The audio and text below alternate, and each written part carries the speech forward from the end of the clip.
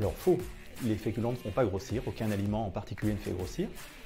Les féculents, c'est-à-dire les produits céréaliers, les légumineuses, les pommes de terre et le pain, peuvent être mangés même à chaque repas en fonction de l'appétit. Ce qui est important, c'est d'essayer de privilégier le plus souvent possible des produits complets ou semi-complets.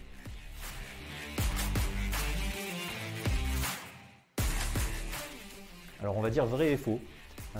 C'est vrai que le miel ou le sucre roux sont riches en micronutriments.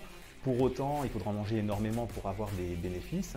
Et je dirais plutôt qu'en fait, le sucre, le miel et le sucre roux sont consommés comme on les préfère. Et par contre avec modération pour limiter le risque de prise de poids.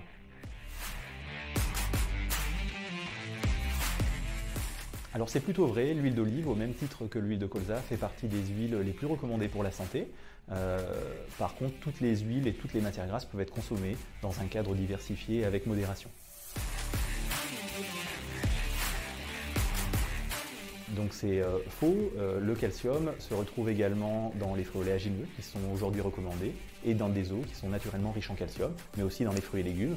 Ce qui est important, c'est d'avoir une alimentation variée, diversifiée, qui comporte tous les aliments, et les produits laitiers font partie en tout cas de l'équilibre alimentaire, à raison de 2 par jour pour les adultes et 2 pour les enfants.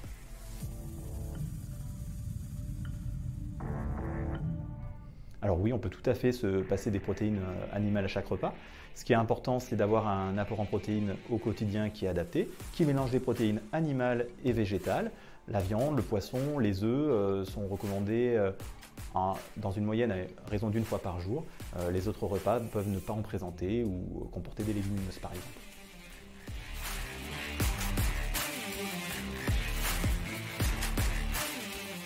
Alors mince, désolé, c'est plutôt faux. Aujourd'hui, aucune boisson alcoolisée, que ce soit du vin ou des spiritueux, sont recommandés pour la santé. En tout cas, ils peuvent faire partie probablement des plaisirs alimentaires. À ce sens, on ne pourra pas les interdire, et ce qu'on dira, c'est qu'il faut essayer en tout cas de limiter le plus possible leur consommation, sans dépasser 10 verres par semaine et si possible 2 verres par jour. Alors si je devais donner une conclusion sur l'alimentation équilibrée, parce qu'on a beaucoup de questions, ce qui est important, c'est de savoir qu'aucun aliment n'est à diaboliser.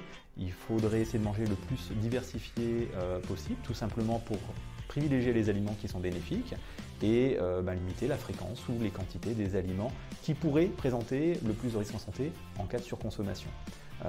L'important, c'est de privilégier le plaisir.